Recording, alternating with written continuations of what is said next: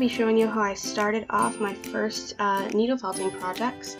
I went to Hobby Lobby and I purchased this kit with a mat and 2 felting needles for $4 at the Hobby Lobby. As you can see, the needle has these sort of notches in it that are perfect for tangling up the roving or wool, which is the other item that you're going to need for this project.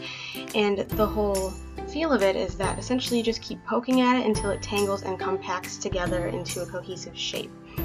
I found this wool in natural colors at Hobby Lobby for $9, and I used a 40% off coupon, making all the objects for this particular craft under $10 for me to purchase. I didn't actually want to waste my wool to start off with, so I actually checked to see if polyfill would have the same sort of result, and it really did. So I'm just shaping it into this spherical shape to form the head of my elephant, just so I didn't have to waste any wool, and it actually did end up working out pretty well. Here I am taking the gray wool / roving that I got out of the package, and it has a lot of stuff in it. It's a little hideous.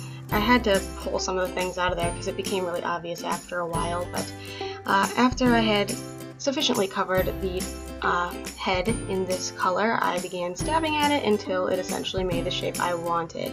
I was able to pull off the excess towards the end just so that it only surrounded the head. Here I am measuring out some more gray roving. I'm going to be making an ear out of this. So here I'm just sort of laying it flat and stabbing at it. Since the whole purpose of the project is to compact the wool and make it tighter and smaller, you should always grab a piece of wool that's going to be a little larger than what you are expecting to need. So here I'm just, jabbing at it, poking at it, and make sure you go slowly, especially when you're doing more detailed parts, and make sure you don't poke yourself. I'm using the mat here on the skinnier projects just so that I make sure not to poke myself or ruin the needle by jabbing it at the ground.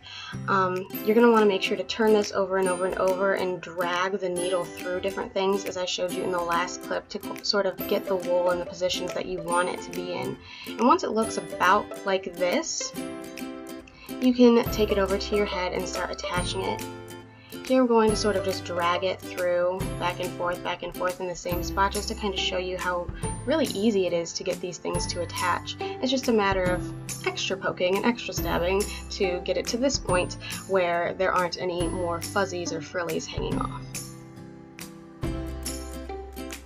So here I'm taking a longer, thicker piece of roving and I'm folding it over to sort of form the trunk shape that I wanted. And I'm going to have to keep rotating this over and over and over again to create the long cylindrical shape that it has. After a while I actually started twisting it like this and stabbing at it, because I think this actually kept it together a lot better in the shape that I wanted. This is about what it looked like when I was done with it. I'm just sort of finishing it up and making sure nothing's too out of place. I definitely like using the mat on the longer projects, or the flatter projects rather, so that I don't ruin the needle. If it comes to something like the head, you'd notice I really wasn't using the mat for that. That's just because the needle is so long and it would have been a while before it actually hit the ground. I thought it was just easier for me to hold it up and shape that way. Here I'm just attaching the nose, the trunk, the same way that I did in the last time. And I did end up cutting off the top portion of it a little bit just because it seemed a little long. Maybe that's cheating, I don't know, but once it's compact it's really difficult to rip. And here I am just rolling some black roving between my fingers until I form a ball shape. This did take a pretty decent amount of time. You can wet your fingers, that'll make the process easier, and once you have the shape you want, you can stab it into the head and make your little eyes. And I wanted this to be sort of a cute elephant, so I took some white roving, I actually think this is the off-white color, and I stabbed it into the top corners to sort of make the little shinies on the eyes. And the last thing, of course, is the tusks, and I made these pretty much in the exact same way that I made the trunk, by sort of making it into a cylindrical shape, and I pointed it just a little bit at the end. Make sure you leave the top portion loose so that it's not so compact that you can't get it in I did end up cutting off the top of this one as well. It was just too long. Again, maybe that's cheating, I don't know. But it stayed, so that's the important part.